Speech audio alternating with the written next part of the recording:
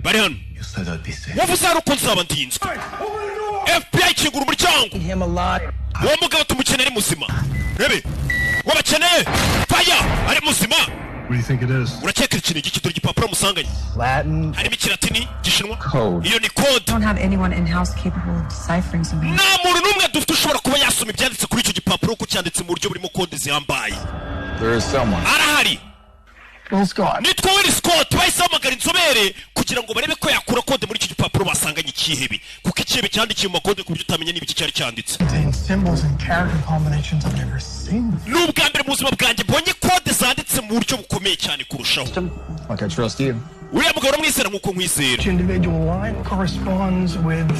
ibintu biri muri izi kode biragenda biganisha ku mazina y'abantu n'amatariki bazapfiraho bamwe mu bambere twabonye bamaze kwicwa uyu ntabwo ari umugabo wanjye ninde wundi ugiye gukurikira kwicwa ni njyewe wari uri kugerageza kureba cya gipapuro cyanditseho amazina mu buryo bwa kode abantu bazapfa n'amatariki bazapfira nawe yibonye kuri icyo gipapuro ko izina rye ririho mu bazapfa umugabo wanjye Will Scott ariko yarapfuye baranamushyinguye umugabo baramushyingura umugabo agaturuka mu isanduku muri filime